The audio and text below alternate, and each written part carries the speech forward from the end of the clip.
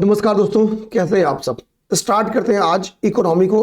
ठीक है, हमने आपसे बोला भी था कि इकोनॉमी एक ही क्लास में समाप्त कर देंगे। ठीक है, इकोनॉमी आज एक ही क्लास में समाप्त हो जाएगी। लगभग क्लास की लेंथ आप मान के चलो कि 1 घंटे से लेके 1 घंटे 15 मिनट, ज़्यादा नहीं लगेगा, मैक्सिमम 1 घंटा 15 मिनट, इसी के बीच में आपकी इकोनॉमी समाप्त हो जाएगी। फिर एक ही रिक्वेस्ट रहेगा भाई, जो लोग अब तक नहीं इकोनॉमी पढ़ पाए थे, जिनको थोड़ा सा टफ लग रहा था कि भाई क्या सोचे, क्या समझे, क्या करें, तो उनसे एक ही निवेदन है, आज भैया मिलके इसको तैयार करते हैं। एक ही काम कर देना, चैनल को सब्सक्राइब कर लेना, वो जरूरी है ताकि आपको टाइम टू टाइम जो इंफॉर्मेशन है वो मिलती रहे। ठीक है, अब देखो, पहला जो आपका इकोनॉमी, हम लोग एक्चुअली बजट और आर्थिक समीक्षा नहीं देखेंगे। बजट और आर्थिक समीक्षा इसलिए नहीं देखेंगे क्योंकि ऑलरेडी रमन सर ने बजट और आर्थिक समीक्षा पे इन डिटेल अच्छी खासी क्लास ली हुई है। क्योंकि रमन सर ने वहां पे एफर्ट ऑलरेडी किया है, तो दोबारा वहीं परिश्रम करने का कोई मतलब नहीं है। ठीक है, बात समझ गए ना। इसी के लिए हम क्या करेंगे कि उस पोर्शन को छोड़ देंगे, बजट और आर्थिक समीक्षा को छोड़ देंगे, बाकी सारी चीज हम क्या करेंगे, कंप्लीट करेंगे। ओके, अब जाओ पेज नंबर 92 पे। तो पेज नंबर 92 का जो लास्ट टॉपिक है, ठीक है, वहां से आज हमारी क्लास इकोनॉमी की स्टार्ट होगी। ठीक, इकोनॉमी की हमारी क्लास वहां से स्टार्ट होगी। अब ये क्या रहा है, कह रहा है कि भारत की खेल अर्थव्यवस्था 2025 तक 2 अरब डॉलर की हो गई। यानी 2025 में जो भारत की खेल अर्थव्यवस्था थी, ठीक है, खेल इकोनॉमी है, वो क्या है, 2 अरब डॉलर पार कर गई है। और देखो क्या कह रहा है कि 2025 में भारत की खेल इकोनॉमी 2 अरब डॉलर पार कर गई। कितनी होगी, 18,864 करोड़ रुपए की इसकी वैल्यू हो गई। खेल इकोनॉमी कितनी हो गई, 18,864 करोड़ रुपए। अब ध्यान देना, क्वेश्चन क्या बन सकता है। तो पहला तो आपका फैक्ट यही आ सकता है पेपर में कि भारत की खेल इकोनॉमी 2025 में 18,864 करोड़ रुपए का मूल्य हासिल कर लिया, मतलब इतनी हो गई खेल इकोनॉमी भारत की। अब देखो, लास्ट ईयर अगर हम बात करें 2024 में, तो लास्ट ईयर 2024 में भारत की जो खेल इकोनॉमी थी वो 16,663 करोड़ रुपए थी। अब आपके दिमाग में एक बात जाएगा कि सर ये क्या 18,864 याद करना जरूरी है। तो चूंकि 2 अरब डॉलर पार कर रही है, हमारे लिए बेहद इंपॉर्टेंट है, हमारे लिए बेहद इंपॉर्टेंट है, क्योंकि हम भारत को खेल अर्थव्यवस्था के रूप में, मतलब खेल जगत में हम लोग अपने आप को क्या करना चाहते हैं, स्थापित करना चाहते हैं। ठीक है, लेकिन अभी चैलेंजेस आपको दिखा रहा हूं। लास्ट में हमारी खेल इकोनॉमी इतनी थी, आप फिगर मत करो, दिमाग में बस रखो इतनी थी। ठीक है, ये रिपोर्ट अभी कहां प्रकाशित हुआ, कह रहा अभी हाल ही में एक रिपोर्ट प्रकाशित हुआ, उस रिपोर्ट का नाम है sporting nation building Erigaisi report 2026 में इस बात की जानकारी मिली, इस रिपोर्ट के थ्रू ये जानकारी मिली। अब मैं आपको सीधा यहां लेके जाऊंगा, ठीक है, इस फैक्ट पे। कह रहा है कि जब ये रिपोर्ट आती है तो ये रिपोर्ट एक बात कहती है कि क्रिकेट को लेके एक बात कहती है, कहता है कि क्रिकेट ने अब भी सबसे बड़ा अपना दबदबा, देखो दबदबा टर्म्स यहां पे लिखा है, दबदबा बनाए रखा है।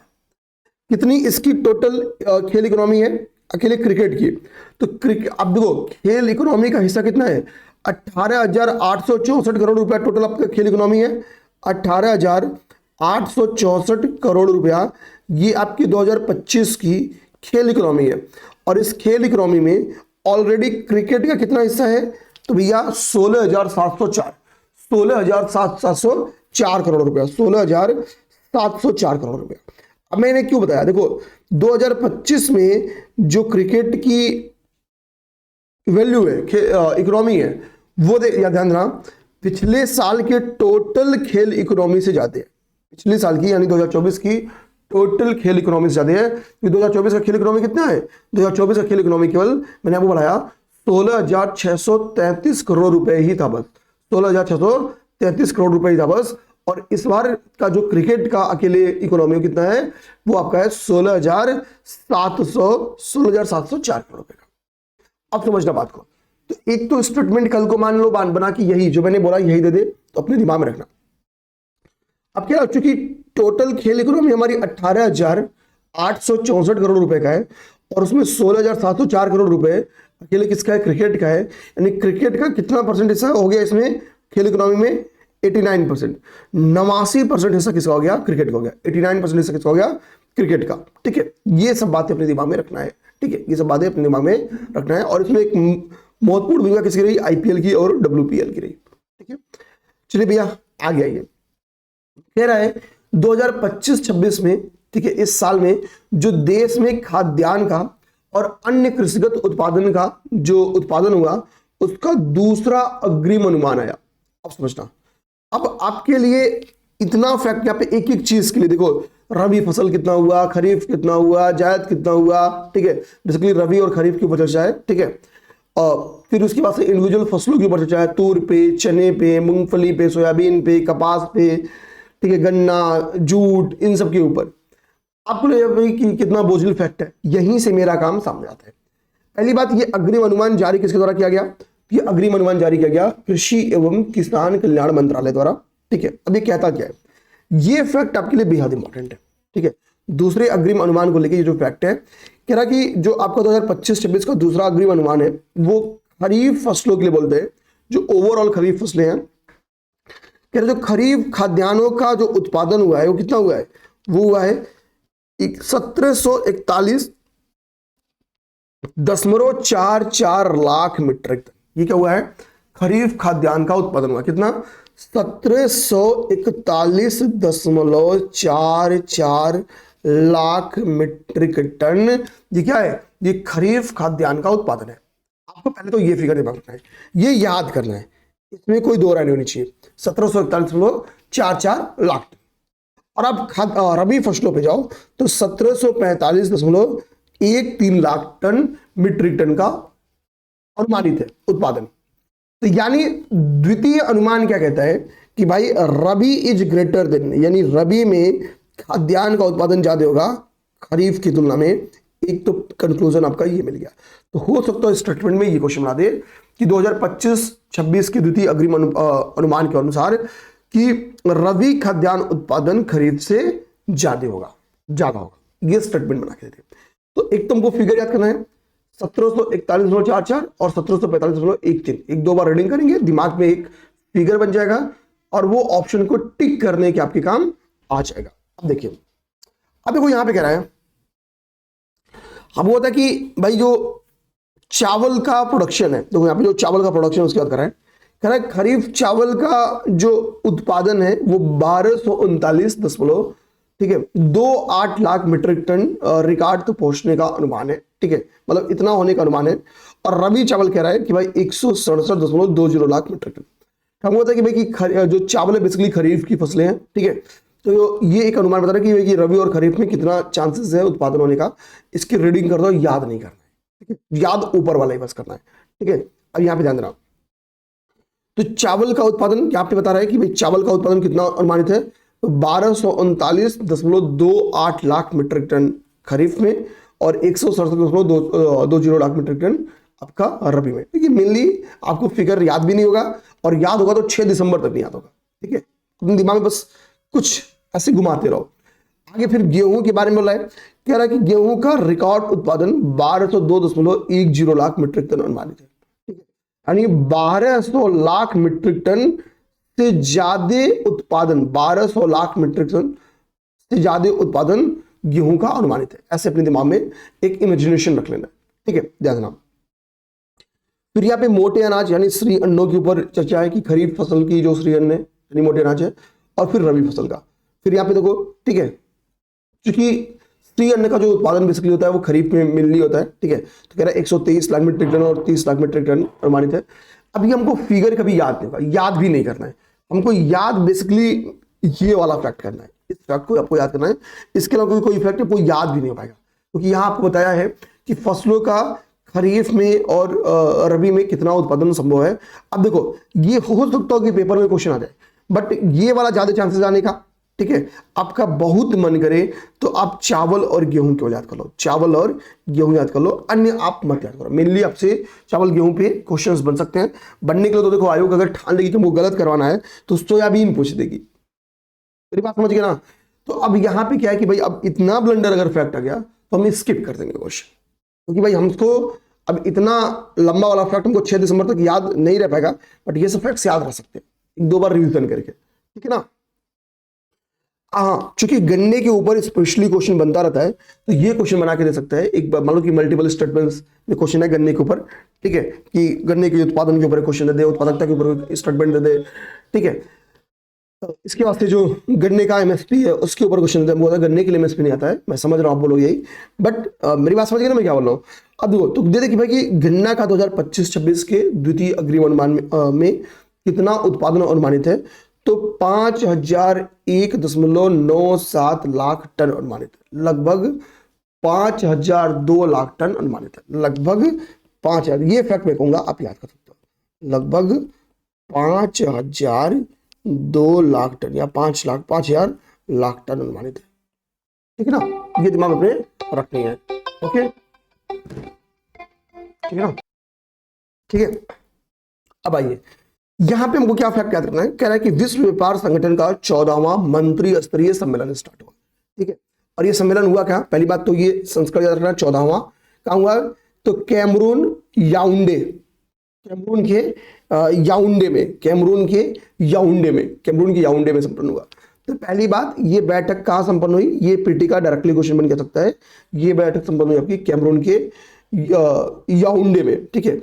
भारत की तरफ से कौन, किसने नेतृत्व किया, तो पीयूष गोयल जी ने भारत की तरफ से, ठीक है, इस बैठक को या भारत की तरफ से जो प्रतिनिधि मंडल गया उसको नेतृत्व दिया गया।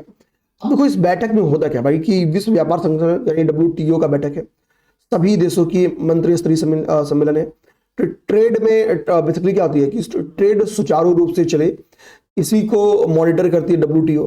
तो मान लो कि फॉर एग्जांपल जिस भी एरिया में, चाहे वो सब्सिडी वाला एरिया हो, चाहे मत्स्य का एरिया हो, चाहे एग्रीकल्चरल का एरिया हो, चाहे कॉमर्स का एरिया हो, जिसमें जिस देश के अपने कंसर्न होते हैं, ठीक है, उस पर डिस्कशन होते हैं ताकि उन मुद्दों के ऊपर, उन अहम मुद्दों के ऊपर एक कंक्लूजन निकाला जा सके, ठीक है।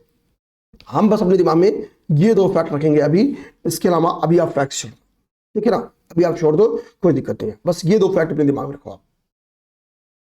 नेक्स्ट आइए भाई, अब देखो जो अरबपति हैं, अरबपतियों से रिलेटेड 3 लिस्ट है, ठीक है। आपको क्या करना है, ऐसे एक चार्ट, मुझे पता है ना कि 3 लिस्ट है, आपको एक चार्ट बनाना है। वो चार्ट कैसे बनेगा, यहां देखिए,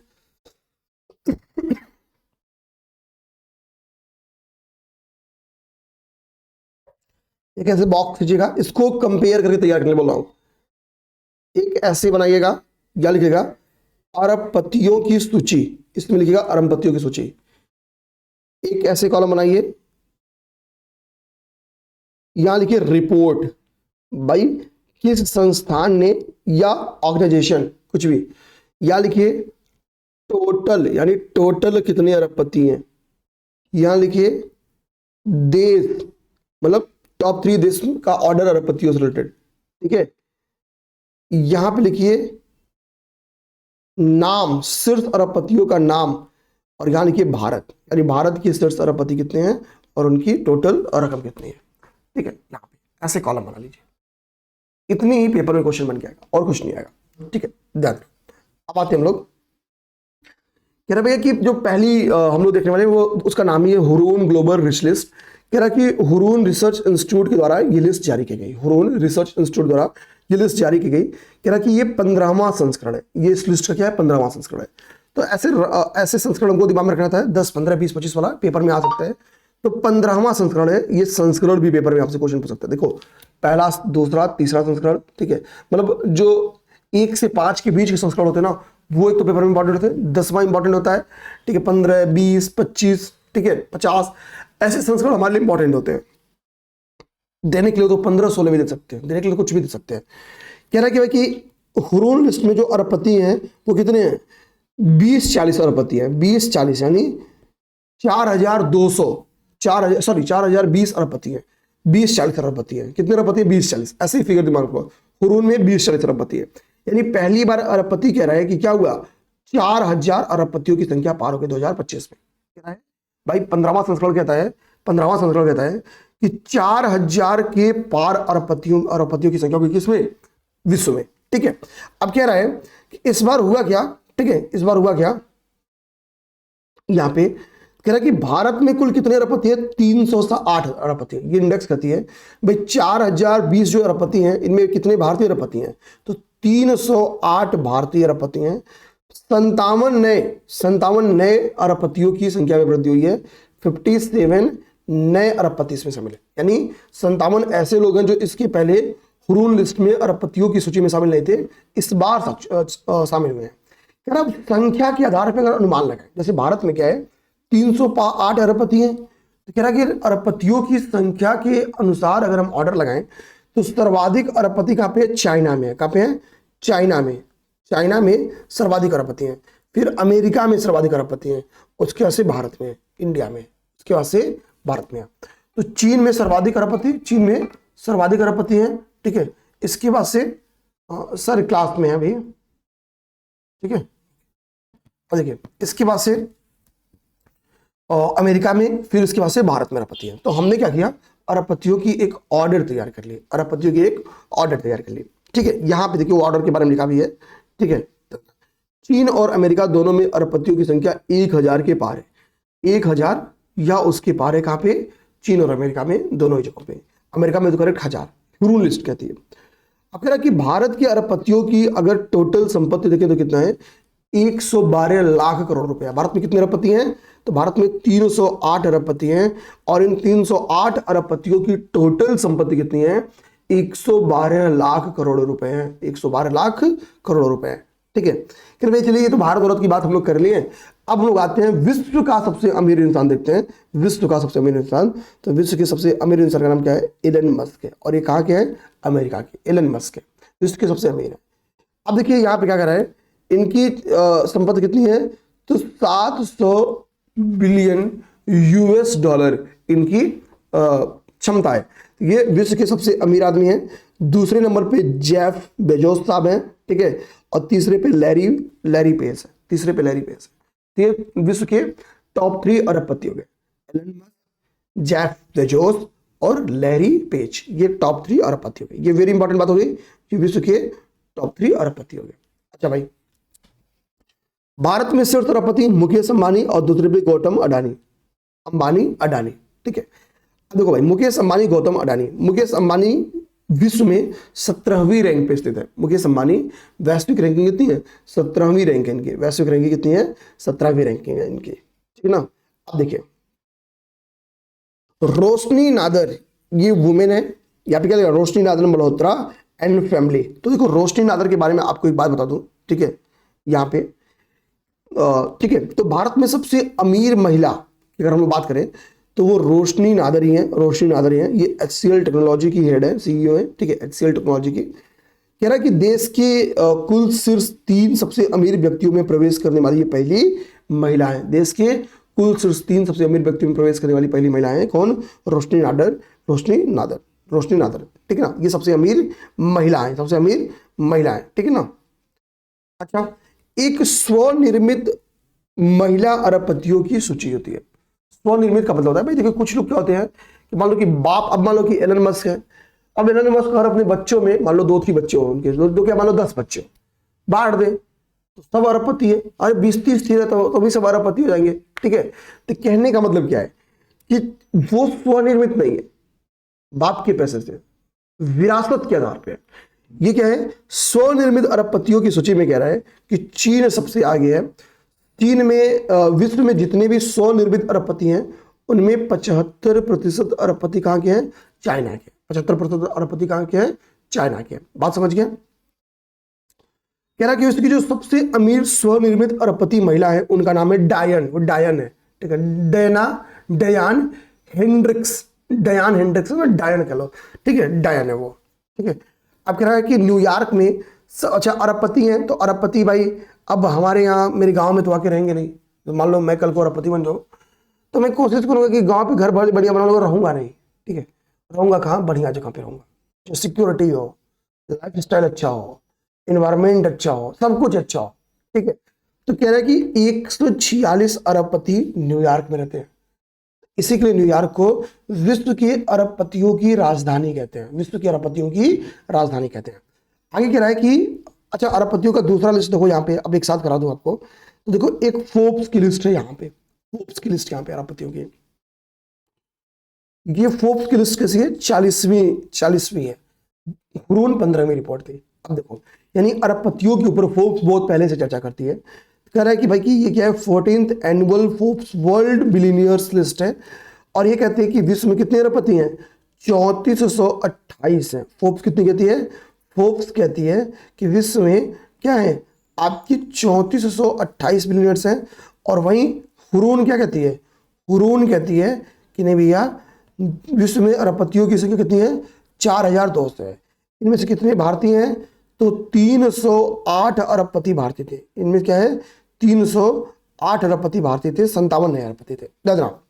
और क्या कह रहा है कि भाई अगर ये जो विश्व के 3428 अरबपति हैं, इनकी कुल संपत्ति देखिए तो 20.1 ट्रिलियन डॉलर है। कुल संपत्ति कितनी है? 20.1 ट्रिलियन डॉलर है। और पिछली बार से 4 ट्रिलियन डॉलर अधिक इनकी संपत्ति बढ़ी है। ठीक है, ध्यान। यानी 20.1 ट्रिलियन डॉलर इनकी कुल संपत्ति है। इनकी कुल संपत्ति है 20.1 ट्रिलियन डॉलर। 20.1 trillion dollar. आगे बात समझ में? 20.1 ट्रिलियन डॉलर। ये बात समझ के हम लोग फोर्ब्स की। अब कह रहा भाई कि ये रिपोर्ट कहती है कि भाई फोर्ब्स कहता है कि 400, ये तो हमने बता दिया भारतीय, ये 308 तो इंडिया के हो गए। कह रहा है कि भाई कि 400 से अधिक तो इसमें नए अरबपति शामिल है। फोर्ब्स की रिपोर्ट कहती है कि भाई हमने जो 3428 अरबपतियों की लिस्ट आपको दी है, इसमें 400 की जगह है 400 नए अरबपति है। ये भी कहती है कि विश्व का सबसे अमीर आदमी कौन है? तो एलन मस्क साहब भी है। ठीक है, दूसरे नंबर पे देखो ये किसको कहते हैं? लैरी पेज को कहते हैं।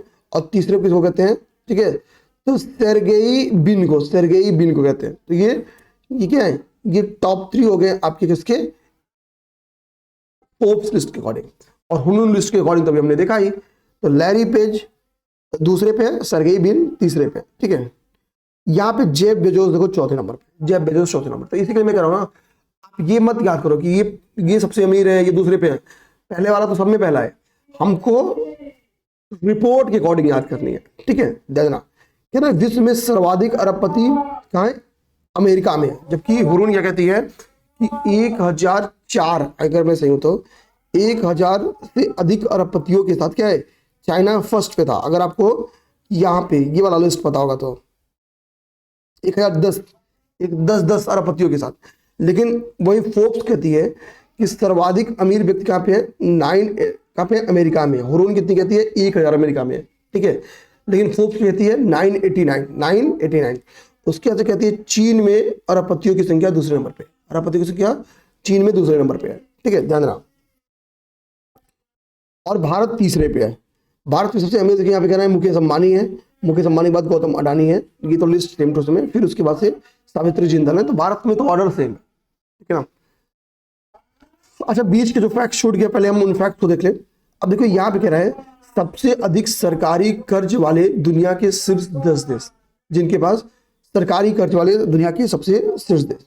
तो कह रहा है कि भाई कि IMF ने, अंतर्राष्ट्रीय मुद्रा कोष ने ये रिपोर्ट जारी किया, दुनिया के सबसे अधिक सरकारी कर्ज वाले देशों की लिस्ट जारी की IMF ने। कह रहा है कि पहली बात तो कह रहा है कि भाई कि पहले तो समझो कि सरकारी ऋण है कितना। 2025 में टोटल सरकारी ऋण कितना है? तो कह रहा है 110.9 ट्रिलियन डॉलर से अधिक है सरकारी ऋण।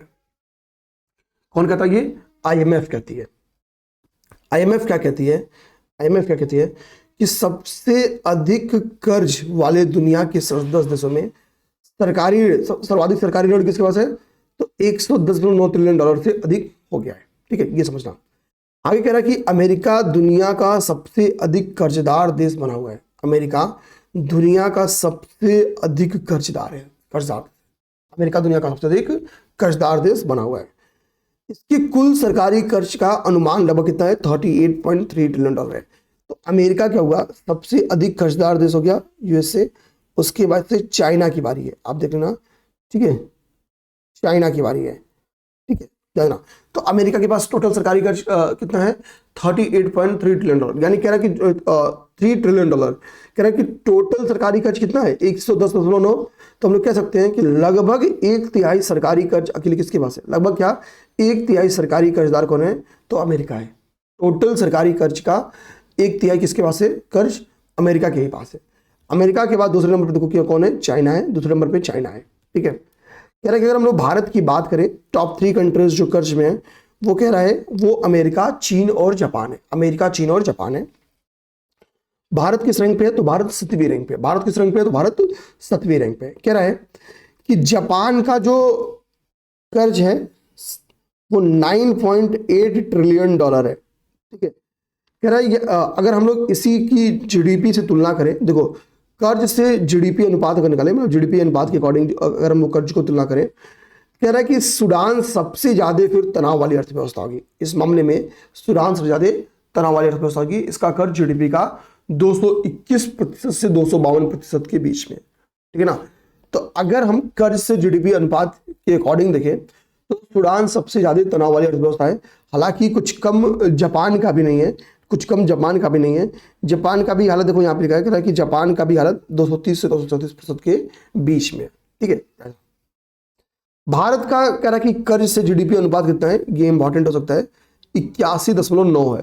तो 8 में 1 जोड़ोगे कितना आ जाएगा, 9 आ जाएगा। आप ऐसे क्रम याद रखो।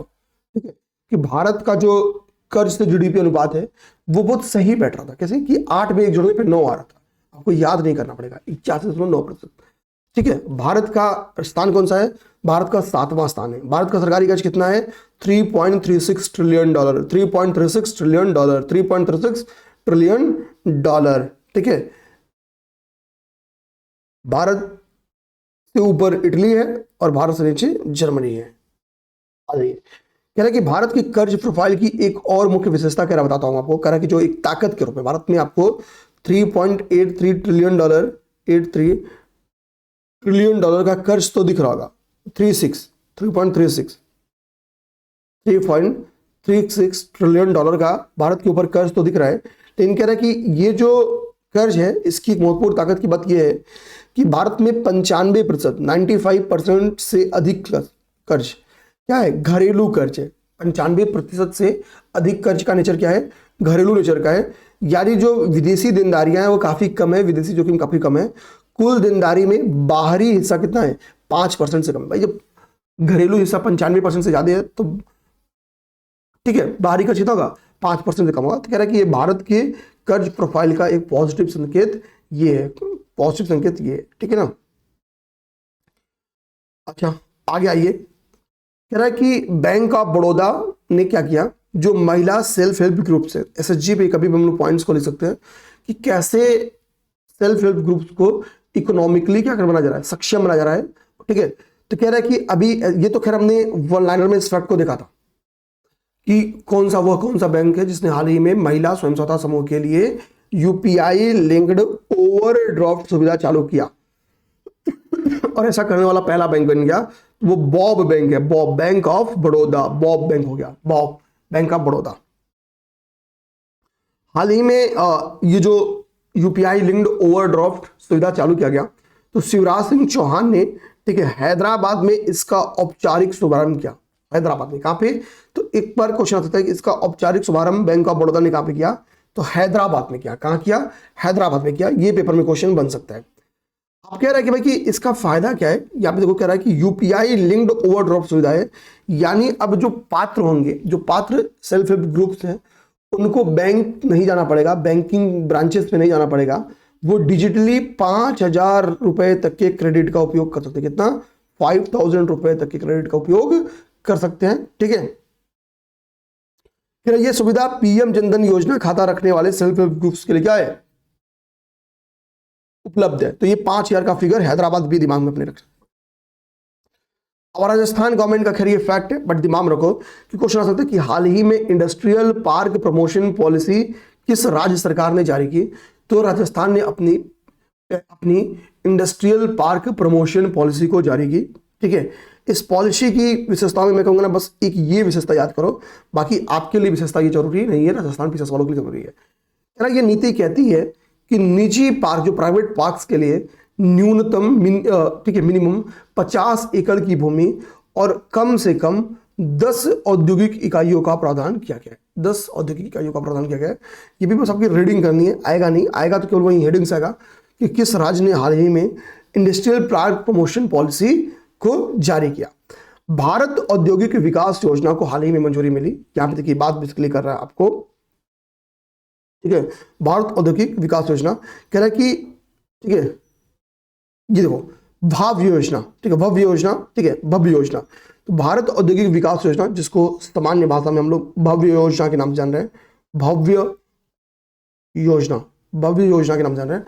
देखो भव्य का फुल फॉर्म में BHA का मतलब है भारत, BHA का नाम मतलब है भारत, ए का ठीक है मतलब है औद्योगिक, वी से विकास, वाई से योजना। तो भारत औद्योगिक विकास योजना, भव्य योजना का फुल फॉर्म हो गया, क्या हो गया, भव्य योजना का फुल फॉर्म हो गया भारत औद्योगिक विकास योजना, भारत औद्योगिक विकास योजना। ठीक है, कह रहा है कि ये एक इस महत्वाकांक्षी योजना के तहत देश भर में 100 कितने संख्या याद रखना मेरे भाई, कितना संख्या याद रखना, 100 plug and play, plug and play यानी रेडी, ठीक है, प्लग एंड प्ले औद्योगिक पार्कों के विकास के लिए, ठीक है, ये योजना कितना 100 प्लग एंड प्ले औद्योगिक पार्क इसके तहत विकसित किया गया। और कितना बजट इसके लिए निर्धारित किया गया है, तो 33,660 करोड़ रुपए का बजट निर्धारित किया गया है। 33,660 करोड़ रुपए, 33 का 66 होता है, तो 33,660 करोड़ रुपए का बजट का प्रावधान किया गया है।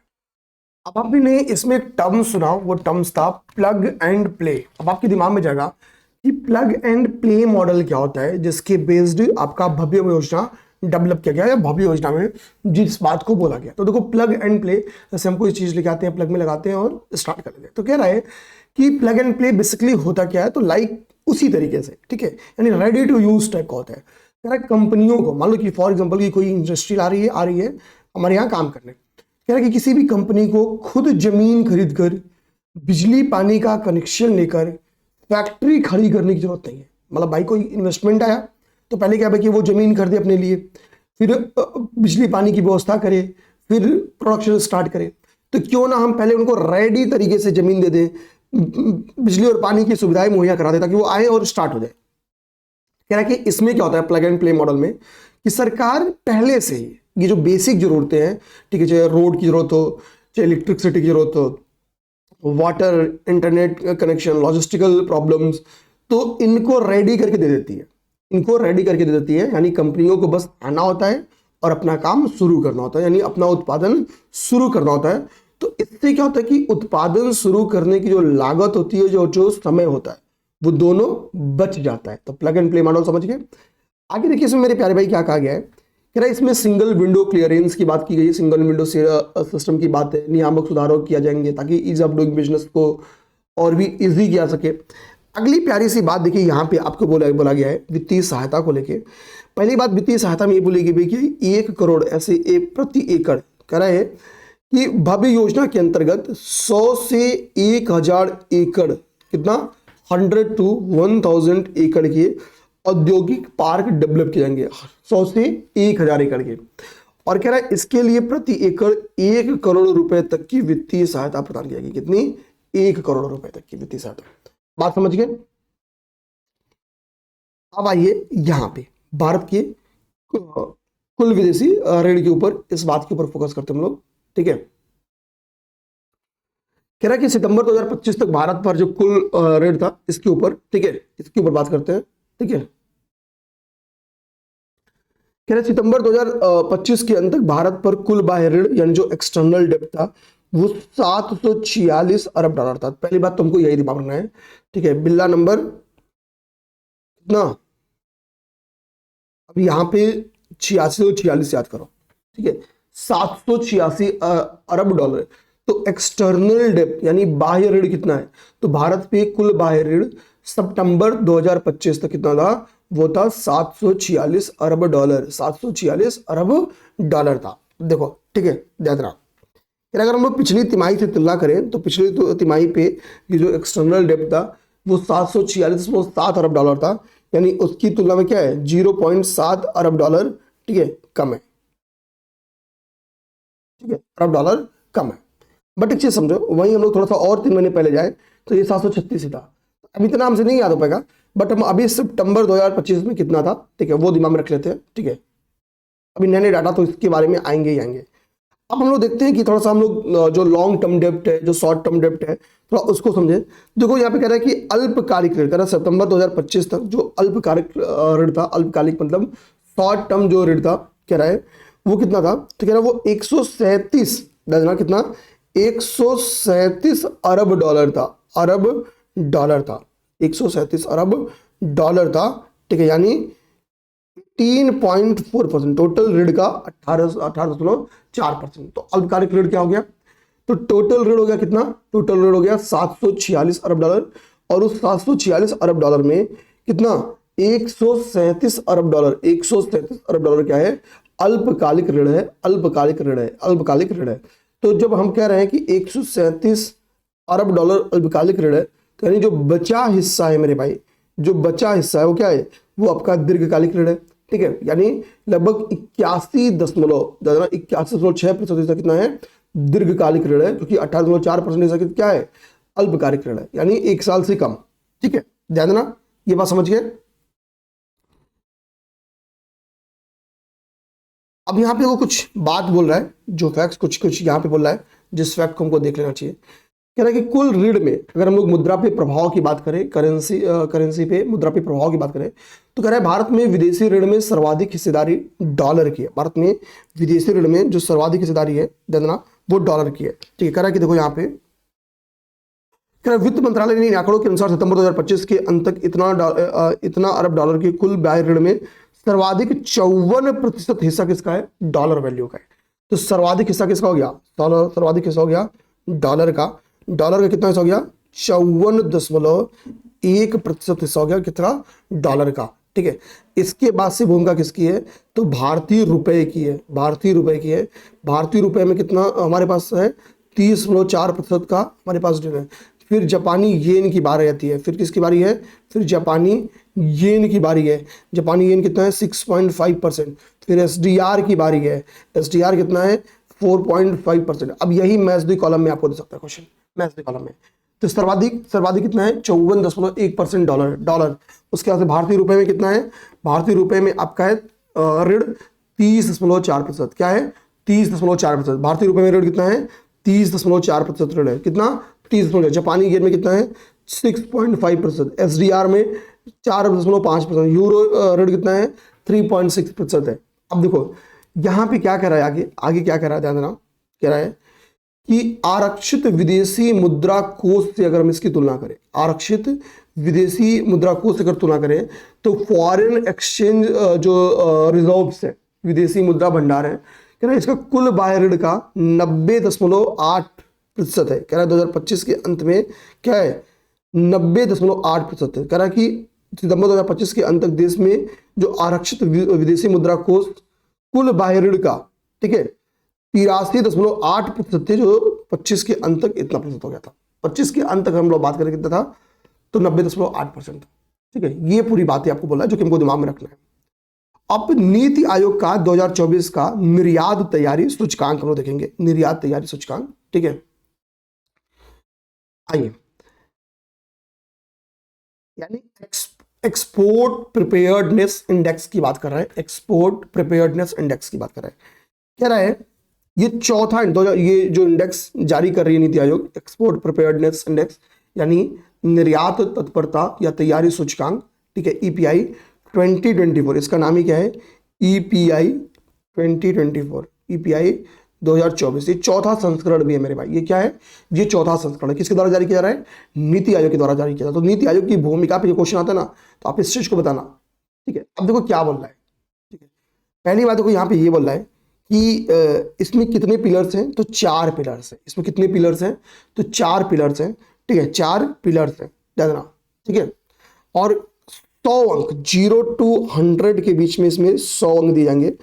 जिसका जितना ज्यादा स्कोर रहेगा उसका इंडेक्स में उतना अच्छा स्थान रहेगा। इस चीज को समझना, यानी जैसे जैसे हम 100 की तरफ जाएंगे हमारा स्थान उतना अच्छा, या हमारी रिपोर्ट उतनी एक्सपोर्ट में अच्छी रहेगी।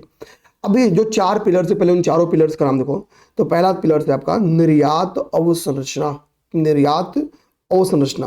अच्छा, हम लोग अगर भारांश के हिसाब से देखें, देखो सर्वाधिक भारांश आपका दिख रहा होगा व्यापार पारितंत्र में। सर्वाधिक भारांश कहाँ दिख रहा है, व्यापार पारितंत्र में, यानी बिजनेस इकोसिस्टम। ठीक है, तो निर्यात तत्परता सूचकांक के जो 4 पिलर हैं, उनमें एक पिलर आपका क्या है, बिजनेस इकोसिस्टम है। बिजनेस इकोसिस्टम है, जिसका भारांश कितना है, 40%। इसका भारांश कितना है, 40% है। पहली चीज रखना। ठीक है, दूसरा, इसके पास जो शेष 3 पिलर हुए, तो हमारे पास भाई हम कह रहे हैं भारांश का मतलब होता है कि हम जो 4 पिलर्स हैं, तो किस पिलर को ज्यादा वेटेज दे रहे हैं उस इंडेक्स को तैयार करने में, किस पिलर को ज्यादा वेटेज दे रहे हैं उस इंडेक्स को तैयार करने में। तो जो नीति आयोग का निर्यात तत्परता सूचकांक है एक्सपो, ठीक है, इसमें क्या है, इसके 4 पिलर्स में सबसे ज्यादा वेटेज जो दिया गया है वो व्यापार पारितंत्र यानी बिजनेस इकोसिस्टम पे दिया गया है। ठीक है, ध्यान देना। अब जैसे प्लग एंड प्ले मॉडल्स, जो ये सब मॉडल्स गवर्नमेंट के दौरान चलाए जा रहे हैं, भव्य योजना, ये सब क्या कर रहे हैं, ये सब बिजनेस इकोसिस्टम को ही डेवलप कर रहे हैं। बात समझ गए? ये एक पॉइंट्स प्री के लिए जरूरी नहीं मेरे भाई, ये मेंस के लिए भी उतनी जरूरी है। जब आपका प्री निकलेगा तो एग्जांपल्स लिखने में, अपने आंसर्स को और बेटर करने में काम आएंगे। ठीक है, अब ध्यान रखना, बाकी जो आपकी 3 पिलर्स हैं, चाहे वो निर्यात और संरचना यानी एक्सपोर्ट इंफ्रास्ट्रक्चर हो, पॉलिसी एंड गवर्नेंस यानी नीति एवं शासन हो, या परफॉर्मेंस की बात हो, प्रदर्शन की बात हो, निर्यात प्रदर्शन की बात हो, तो शेष 3 पिलर्स कौन से हैं आपको ध्यान देना। तो देखो लिखा है निर्यात और संरचना यानी एक्सपोर्ट इंफ्रास्ट्रक्चर, आगे देखो लिखा है नीति एवं शासन यानी पॉलिसी एंड गवर्नेंस, आगे देखो लिखा है निर्यात प्रदर्शन यानी परफॉर्मेंस। कह रहा है ये जो 3 पिलर्स हैं इनका कंट्रीब्यूशन कितना है, 20-20% का है।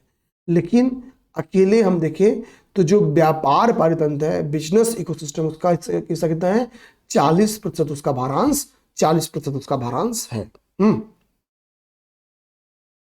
अब आगे कह रहा है कि निर्यात क्षमता के आधार पर सभी राज्यों को 3 वर्गों में बांटा जाता है, 3 वर्गों में। ठीक है, पहला लीडर्स कैटेगरी, पहला कैटेगरी क्या होगा, तो पहला लीडर्स कैटेगरी हो गया। ठीक है, दूसरा चुनौती देने वाला चैलेंजर कैटेगरी हो गया, और तीसरा आकांक्षी कैटेगरी हो गया, तीसरा आकांक्षी कैटेगरी हो गया। ठीक है, ध्यान देना।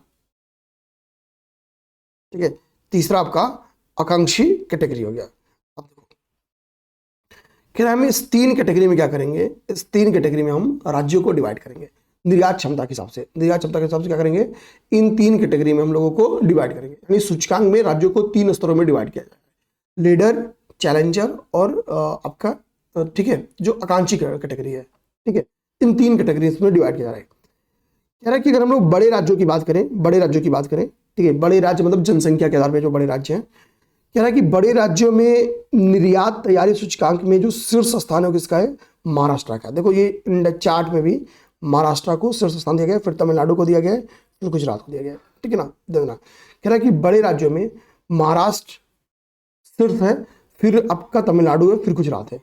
ठीक है, कह रहा है कि अगर हम लोग अब बड़े और छोटे राज्यों में सबको ओवरऑल शामिल कर लें तो भी यही 3 ओवरऑल कैटेगरी देखें, मतलब बड़े और छोटे को मिला के एक साथ देखें तो भी यही 3 राज्य क्या है निर्यात तत्परता में टॉप पे, शीर्ष पे। बात समझ गए? तो बड़े राज्यों में क्या है, बड़े राज्यों का कह रहा है निर्यात तत्परता सूचकांक में शीर्ष राज्य क्या है, पहला महाराष्ट्र है, महाराष्ट्र के बाद से तमिलनाडु है, और उसके बाद से गुजरात है, उसके बाद से गुजरात है, उसके बाद से गुजरात है, महाराष्ट्र फिर तमिलनाडु फिर गुजरात, ये बड़े राज्यों का। छोटे राज्यों में कह रहा है कि अगर हम लोग छोटे राज्यों में पहले अब देख लो कौन से हैं। कह रहा है कि छोटे और अगर हम लोग पर्वतीय राज्यों की बात करें, केंद्रशासित प्रदेशों की बात करें, तो उत्तराखंड उसमें शीर्ष है, फिर जम्मू कश्मीर और नागालैंड की बारी है, जम्मू कश्मीर और नागालैंड की बारी है। तो बड़े राज्यों में शीर्ष पे कौन है, महाराष्ट्र, दूसरे पे तमिलनाडु, तीसरे पे आपका गुजरात। छोटे राज्यों में उत्तराखंड, फिर जम्मू कश्मीर, फिर नागालैंड, ये निर्यात तत्परता सूचकांक में टॉप 3 छोटे राज्यों पूर्वोत्तर राज्यों या केंद्र शासित प्रदेशों में। अब देखो यहाँ पे छोटे राज्यों में जो शीर्ष स्थान पे यानी रैंक 1 पे उत्तराखंड, उसका ईपीआई स्कोर कितना है, केवल 52.07 है। कितना है, 52.07। हमने बताया कि 0 से 100 के बीच में जो 100 के करीब में जितना रहेगा उसका ईपीआई स्कोर उतना अच्छा माना जाएगा। ठीक है, तो कह रहे हैं कि छोटे राज्यों में जो रैंक 1 पे है, जो लीडर की ग्रुप में, उसका स्कोर कितना है, केवल 52 ही है। जबकि बड़े राज्यों में ध्यान देना, बड़े राज्यों में टॉप 3 जो है वो उसका मिनिमम स्कोर 64 है। 52 हम जाए तो भाई देखो पश्चिम बंगाल के ऊपर, यानी शुरू में जो 12वीं रैंक तक है, 12वीं रैंक तक आप देखोगे कि भाई कोई तुलना ही नहीं है। 12वीं रैंक तक तो भाई अकेले बड़े राज्य है। उत्तर प्रदेश के संदर्भ में स्पेशली प्रख्यात करो कि ईपीआई स्कोर में उत्तर प्रदेश का रैंक कितना है, तो उत्तर प्रदेश का 4थी रैंक है। उत्तर प्रदेश का ईपीआई स्कोर कितना है मेरे भाई, 62.09। ये यूपी स्पेशल मेंस के लिए बेहद इंपॉर्टेंट है, 62.09। उत्तर प्रदेश का ईपीआई रैंक कितना है, 4th है, स्कोर कितना है, 62.09। ये हमारे लिए इंपॉर्टेंट बात है, हम इसको याद कर लेंगे। अब देखो यहाँ पे कह रहा है कि भाई कि जो शीर्ष 3 बड़े राज्य हैं, यानी ईपीआई स्कोर जिन 3 राज्यों का सबसे अच्छा है उसमें को होता है महाराष्ट्र है, फिर तमिलनाडु है, फिर गुजरात है। कह रहा है ये 3 राज्य अकेले पूरे निर्यात का, कुल निर्यात का 56%, 56% भाग को क्या करते हैं, लीड करते हैं, 56% भाग को लीड करते हैं। ठीक है, कह रहे अगर हम लोग विश्व के सिर्फ 10 शहरों की सूची की तुलना करें तो विश्व के सिर्फ 10 शहरों की अगर सूची निकालें निर्यात के अकॉर्डिंग, कह रहा है कि विश्व की केवल टॉप 10 शहर ही भारत के, विश्व की कह रहा हूं, भारत की केवल टॉप 10 शहर जो निर्यात के मामले में सिर्फ 10 शहर है, निर्यात के मामले में जो सिर्फ 10 शहर है वो भारत के 38% निर्यात के लिए जिम्मेदार है। भारत का 38% निर्यात अकेले वही करते हैं। कितना? 38%। कह रहा अब बात आती है इन 10 शहरों की, तो कह रहा इन 10 शहर में केवल एक शहर ही क्या है, गौतम बुद्ध नगर है। केवल एक शहर कह रहा है गौतम बुद्ध नगर है, जो कि क्या है, उत्तर प्रदेश में स्थित है। नहीं तो जो अन्य 9 शहर हैं, ये इन्हीं टॉप 3 स्टेट के हैं। इसके यानी महाराष्ट्र, तमिलनाडु, गुजरात के हैं। केवल एक ऐसा सिटी है गौतम बुद्ध नगर टॉप 10 में, जो कि आपका उत्तर प्रदेश से संबंधित है, यानी इन टॉप 3 के अलग है। ठीक है ना? अच्छा, अब यही हम लोग मेंस में यूपी पीसीएस में क्या ले सकते हैं कि भाई उत्तर प्रदेश का केवल एक शहर, ठीक है, सिर्फ निर्यातक 10 शहरों में शामिल है। ठीक है, आइए भैया यहां देखते हैं। यहां एक कंपनी का नाम लिखा है एनएमडीसी कंपनी, ध्यान देना, एनएमडी, ठीक है, एनएमडीसी लिमिटेड। ठीक है, ये कंपनी है। कह रहा है ये कंपनी क्या है, इस्पात मंत्रालय के अधीन इस कंपनी का निर्माण किया गया था। भारत सरकार के इस्पात मंत्रालय के अधीन इस कंपनी का, इसका काम क्या था, जो आयरन अयस्क है उनका उत्पादन करना। यह एक नवरत्न कंपनी है। 1958 में इस कंपनी की स्थापना की गई थी। ठीक है, किस चीज को लेके, तो लौह अयस्क संसाधनों के विकास को लेके। ठीक है, 1958 में एक कंपनी बनी थी, उसका नाम था एनएमडीसी लिमिटेड। ये इस्पात मंत्रालय के अधीन काम करती है, लौह अयस्क का उत्पादन करना इसका काम है। ये एक नवरत्न कंपनी थी, 1958 में इसकी स्थापना हुई थी।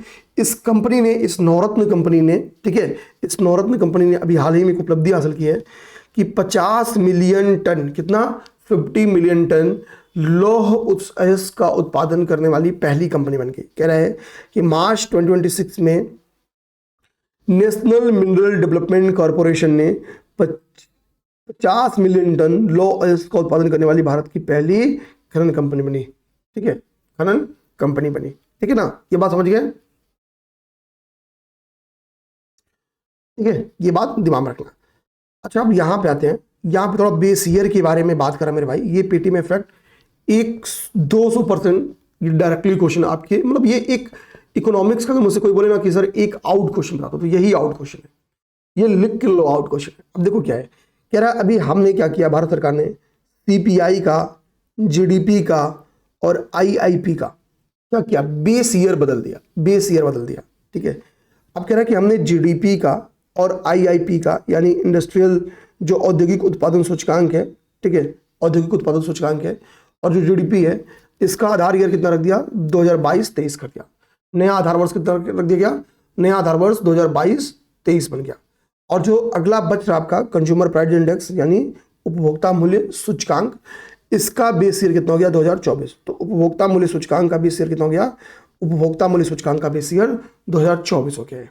जीडीपी और आईआईपी यानी औद्योगिक उत्पादन सूचकांक का आधार वर्ष कितना है, तो 2022-2023 है, 2022-2023 है। बात समझ गए? अच्छा, ये जो चेंजिंग किया गया, कह रहा है ये चेंज जो किया गया, विश्वनाथ गोलदार की अध्यक्षता में 26 सदस्यीय एक समिति का गठन किया गया था, और इसी विश्वनाथ गोलदार कमेटी की सिफारिशों के अनुरूप ऐसा परिवर्तन किया गया। ठीक है, तो उपभोक्ता मूल्य सूचकांक का बेस ईयर कितना हो गया, 24 का, और जीडीपी और आईआईपी का बेस ईयर कितना हो गया, 2022-23, 2022-23, 2022-23। ये चेंजिंग क्यों किया गया, तो विश्वनाथ गोलदार की अध्यक्षता की कमेटी ने, जो कि 26 सदस्यीय एक समिति थी, इन्होंने सुझाव दिया था, तब ऐसा किया गया। अगला बात है ग्लोबल सॉफ्ट पावर इंडेक्स। तो देखिए अब यूएस जो बार बार लड़ाइयों में उलझा है, और ठीक है, उसका यहाँ पे दिखा रहा है, उसका सॉफ्ट पावर इंडेक्स गिरा है, भारत का भी सॉफ्ट पावर, हम कहते हैं भारत एक सॉफ्ट पावर के तौर पर डेवलप हो रहा है। तो सबसे पहले हम समझते हैं कि soft power, actually soft power का मतलब क्या है। तो कह रहा है सॉफ्ट पावर किसी देश की वह क्षमता है जिसके द्वारा वह बल या धन की बजाय संस्कृति, मूल्यों, विचारों के माध्यम से दूसरों को प्रभावित एवं आकर्षित करता है। यानी आप किसी देश को अपने लिए अट्रैक्ट करते हो कि आपके यहाँ वो इन्वेस्टमेंट करे, आपसे अच्छी फ्रेंडशिप करे, आपके दुश्मन देशों को पनाह ना दे, ठीक है, तो अपने कल्चर, अपने वैल्यूज, अपने थॉट्स के माध्यम से। तो कह रहा है कि अभी दुनिया का सबसे बड़ा सॉफ्ट पावर कंट्री क्या है, वो संयुक्त राज्य अमेरिका ही है। दुनिया का सबसे बड़ा सॉफ्ट पावर कंट्री कौन है, तो संयुक्त राज्य अमेरिका है, ठीक है। चीन इसके जस्ट पीछे है, चीन इसके जस्ट पीछे है। ध्यान देना, कह रहा है कि अमेरिका के का जो सूचकांक है, जो सॉफ्ट पावर इंडेक्स है, ठीक है, उसमें 4.6 अंकों की गिरावट है, ठीक है। कितना? 4.6 अंक, 4.6 अंक की गिरावट दर्ज की है। इस गिरावट के बावजूद अभी अमेरिका क्या है, शीर्ष पे है, ठीक है, शीर्ष पे ही है, ठीक है। थोड़ा सा और गिर जाएंगे 1.4 तो शीर्ष पे चीन आ जाएगा। तो सॉफ्ट पावर इंडेक्स में पहले नंबर पे कौन है मेरे भाई, अमेरिका है, दूसरे पे चाइना है, टॉप 5 पे कहीं भारत है क्या, नहीं है। सॉफ्ट पावर कंट्रीज में भारत का रैंक कितना है, 32वें स्थान पे। कितने हैं, 32वें स्थान पे। भारत का स्कोर कितना है, 48वां स्कोर है, 48 स्कोर है। तो भारत 48 के स्कोर के साथ विश्व के शीर्ष सॉफ्ट पावर कंट्रीज में 32वें स्थान पर काबिज है। कितने, 32, ठीक है। पिछले साल के मामले में कह रहा है कि भारत 2 स्थान नीचे गया, यानी पिछली बार भारत का रैंक कितना होगा, 30 होगा, ठीक है। तो भारत में क्या है, भारत ने अपनी सॉफ्ट पावर में थोड़ी गिरावट हमारी दर्ज हो गई है। पॉइंट में हमने 1.8 कम हुआ है, ठीक है। तो हमारा 1.8 सॉफ्ट पावर स्कोर कम हुआ है, जिसका नुकसान कह रहा है कि हम 2 पायदान नीचे आ गए। अभी हमारा रैंक कितना है, अभी हमारा 32वां रैंक है। अभी हमारा स्कोर कितना है, 48 स्कोर है। कितना है, 48 स्कोर है, ठीक है ना मेरे भाई। अच्छा, कह रहा है कि अलवर 100% बीमा कवरेज प्राप्त करने वाला पहला जिला बन गया, ठीक है, अलवर। अब देखो, कह रहा है कि बेसिकली जो आपका भारतीय बीमा नियामक और विकास प्राधिकरण यानी IRDAI, ठीक है, थोड़ा सा प्यास लगे था। अब देखिए, कह रहा है कि अलवर के इस बीमा कवरेज के बारे में कह रहा है कि भारत सरकार और वित्त मंत्रालय के तहत भारतीय बीमा नियामक और विकास प्राधिकरण IRDAI की एक संयुक्त पहल है। कह रहा है कि एक संयुक्त पहल 2047 तक सभी के लिए बीमा के तहत अभी इसको क्या किया गया, 100% कवरेज दिया गया। यानी पहला जो 100% कवरेज टारगेट किया गया 2047 तक सभी के लिए बीमा कवरेज के तहत, ठीक है, वो आपका क्या हो गया, अरवल हो गया आपका, ठीक है, अलवर हो गया, ठीक है, अलवर हो गया। अब देखो यहाँ पे बोल रहा है कि बेसिकली कैसे कैसे अलवर को हमने 100% टारगेट किया। एक इंपॉर्टेंट बात देखो, एनजीओ यहाँ पे बोला गया, कल को एनजीओ की भूमिका लिखनी है तो हम लोग लिख सकते हैं। कह रहा है कि इस अलवर के, कह रहा है कि इन सभी गांवों में जो भी पात्र वयस्क थे उनके प्रीमियम को लेके एक एनजीओ द्वारा बोला गया कि मैं वित्त पोषित किया जाएगा, एक एनजीओ द्वारा वित्त पोषित किया जाएगा, यह सुनिश्चित करते हुए यह सुनिश्चित करते हुए कि उन्हें बिना किसी वित्तीय बोझ के ये कवरेज मिलेगा। यानी ये जिम्मेदारी किसने उठाई प्रीमियम की, तो एक एनजीओ ने उठाई। कह रहा है कि बीमा पॉलिसियां United India insurance company limited द्वारा जारी की गई हैं। ये जो बीमा पॉलिसी है वो UIIC यानी United India insurance company limited द्वारा जारी की गई है। अब देखो यहाँ पे एक ट्रेड डील है, उसी ट्रेड डील को पढ़ के हम लोग क्लास को ब्रेक करेंगे क्योंकि 11 बजे क्लास जानी है और ठीक है, थोड़ा समझाने में टाइम ले लेता हूँ, मुझे लगता है तो खींच जाता है क्लास। अब देखो, कह रहा है कि भारत का अब तक का सबसे बड़ा व्यापार समझौता, बेसिकली FTA की बात बोल रहा है। तो बोला कि भाई हमने बहुत से देशों के साथ हमने क्या किया, FTA कर लिया। यहाँ पे देखो पहले कह रहा है कि अभी बात एक्चुअली EU के ऊपर, ये जो टॉपिक है वो EU के ऊपर है। कह रहा है कि EU भारत के साथ स्वतंत्र व्यापार समझौता करने वाला 22वां भागीदार बना। अभी ये टॉपिक जो हम लोग पढ़ने वाले वो EU के ऊपर पढ़ने वाले हैं। कह रहा है अगर हम लोग 2024 की बात बोले तो हमने मॉरिशस के साथ, UAE के साथ, ठीक है, और जो EFTA यानी यूरोपियन फ्री ट्रेड एसोसिएशन के 4 सदस्य देश आइसलैंड, ठीक है, लिechtenstein, नॉर्वे और Switzerland, UK, Oman, Australia, New Zealand अभी हमने पढ़ा 2025 में, ठीक है, इन सभी के साथ समझौता किया। क्या 2025 में हमने UK, ओमान और न्यूजीलैंड के बारे में तो अभी हमने पढ़ाई, इन सभी के साथ समझौता किया है। मतलब इतने देशों के साथ हमने क्या किया, एफटीए कर लिया है या सीईपीए कॉम्प्रिहेंसिव, ठीक है, इकोनॉमिक पार्टनरशिप, ऐसा कुछ होगा ना, हाँ ठीक है, तो या सीईपीए एग्रीमेंट किया, ठीक है, पार्टनरशिप एग्रीमेंट किया। तो क्या भाई ये 22वां भागीदार है ईयू। ईयू से देखो हमारी एफटीए के ऊपर लंबी बातचीत चल रही थी, बीच में हमारी वो बातचीत खत्म हो जाती है 2007 में। यहां देखो कहीं लिखा होगा,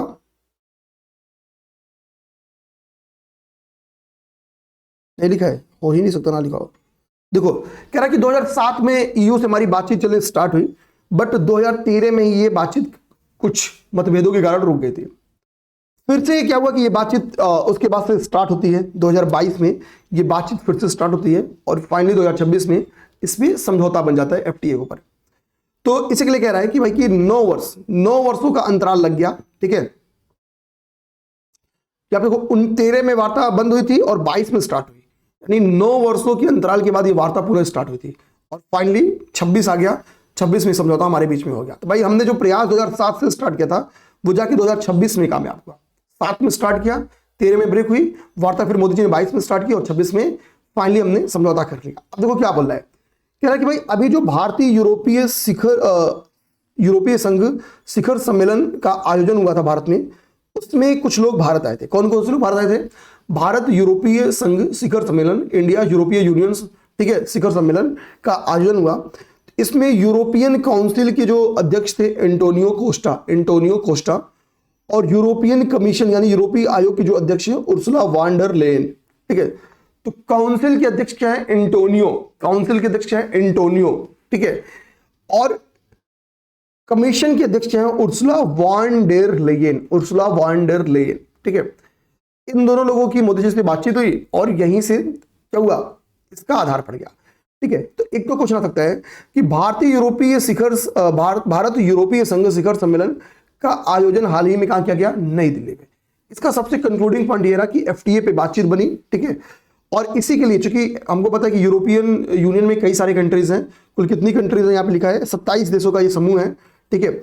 और ये सभी 27 देश अपने अपने यहाँ अलग अलग क्या करेंगे, हम लोग कह सकते हैं कि प्रस्ताव को पास करा लेंगे, फिर भारत में समझौता हो जाएगा। लगभग 6 महीने इसके लिए बोला कि समझौते को लागू होने में लग जाएगा, क्योंकि 27 देशों को अलग अलग पहले अपने यहाँ इस समझौते को पारित कराना होगा। इसलिए कह रहा है इस एग्रीमेंट को पूरा होने में 6 माह लग जाएगा, लेकिन अब ये एग्रीमेंट होगा पूरा, ठीक है, बात समझना।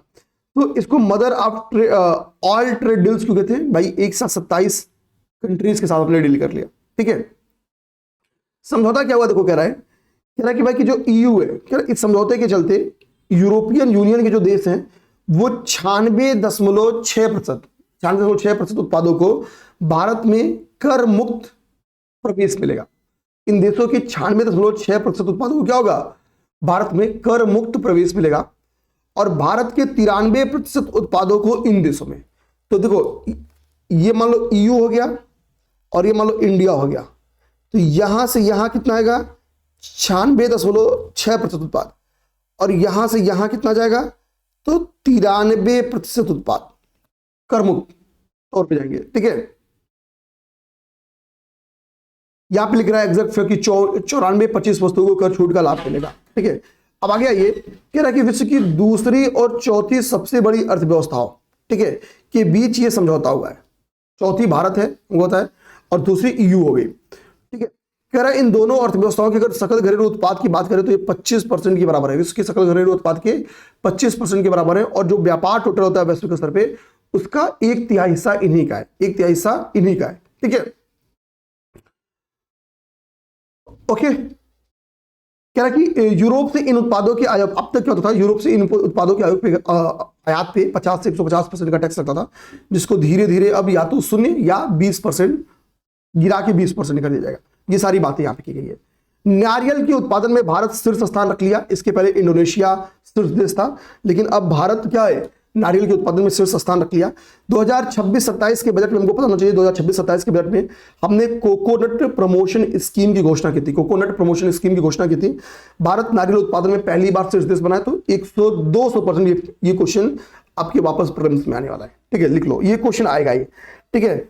भारत का अगर देखेंगे तो विश्व में कह रहा है 12,390 हेक्टेयर क्षेत्र में क्या है कि नारियल की खेती की जाती है। भारत का में इसका हिस्सा कितना है? 2165 हजार हेक्टेयर है, ठीक है। आगे आइए, विश्व के शीर्ष 10 फोर्ब्स कहती है कि 10 जो युवा अरबपति उनकी बातचीत करती है। युवा अरबपति मतलब जिनकी उम्र क्या है, 30 साल से कम हो। कह रहा 30 साल से कम उम्र के युवा अरबपतियों की बात करें तो ऐसे अरबपतियों की संख्या 35 है। कितनी है? 35 है।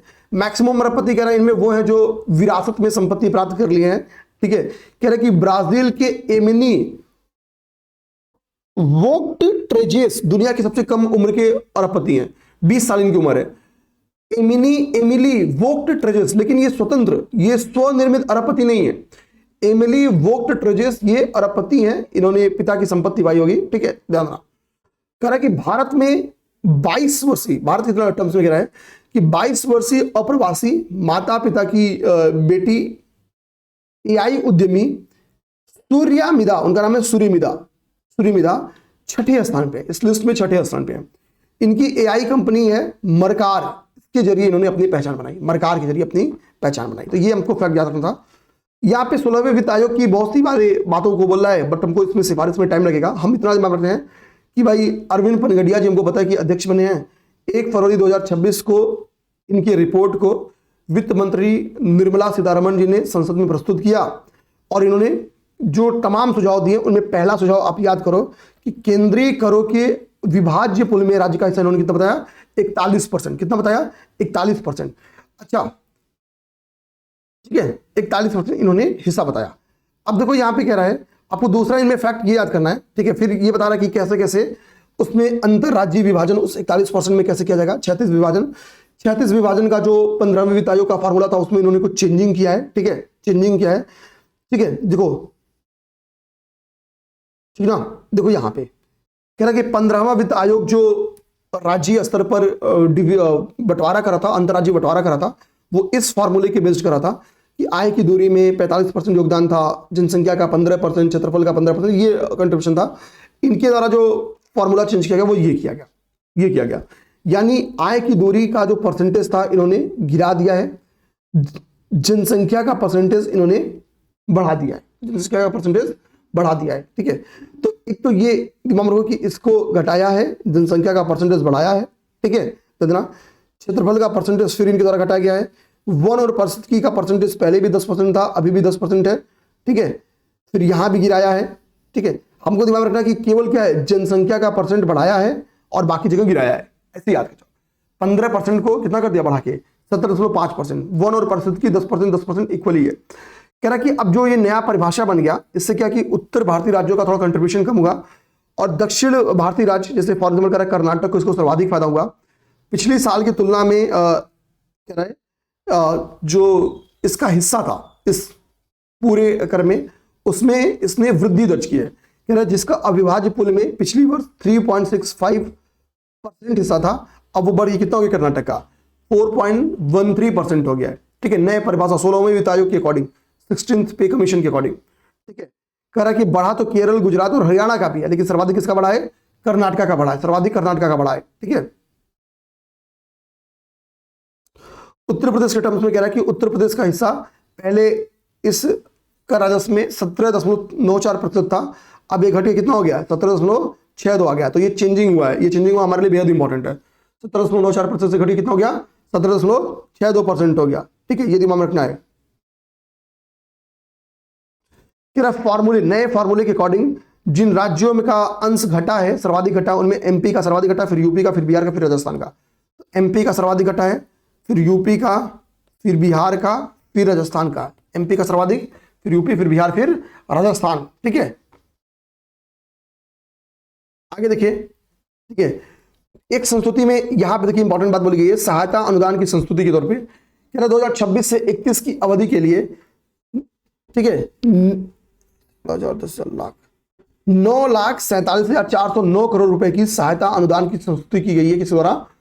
वित्त आयोग के द्वारा। ठीक है, 16वें वित्त आयोग के द्वारा। तीसरा इंपॉर्टेंस यहां पे देखिए, राजकोषीय घाटे के टर्म्स में बात किया गया है कि जीडीपी के 3.5% से कम करने का राजकोषीय घाटा का सुझाव दिया गया है। चौथी इंपॉर्टेंट बात देखिए, यहाँ पे राज्यों के जीएसडीपी की बात की गई है कि राज्यों का जो राजकोषीय घाटा हो वो 3% निर्धारित किया गया है, भाई इससे ज्यादा ना हो पाए। ठीक है, 5वें इसके द्वारा, इनके द्वारा क्या सुझाव दिया गया है कि राज्यों को बिजली वितरण कंपनियों के निजीकरण के लिए सक्रिय प्रयास करना चाहिए। तो ये सब बेसिकली बात की गई है आपके सुझावों में। तो एटलीस्ट इतना सुझाव अपने दिमाग में आपको रखना चाहिए, ठीक है। इसके बाद से क्लास पोज करेंगे वरना खींचता चला जाएगा। देखिए मैंने कंटेंट तो सब तैयार किया है बट अपने पास टाइम नहीं है, 1 घंटा 5 मिनट हो गया और क्लास अपलोड करने का टाइम हो गया, ठीक है ना। एक 25 मिनट की क्लास 20 मिनट की और लगेगी और ये आपका इकोनॉमिक्स समाप्त हो जाएगा, ठीक है। वीडियो अच्छी लगी हो तो प्लीज सब्सक्राइब कर लेना चैनल को। धन्यवाद।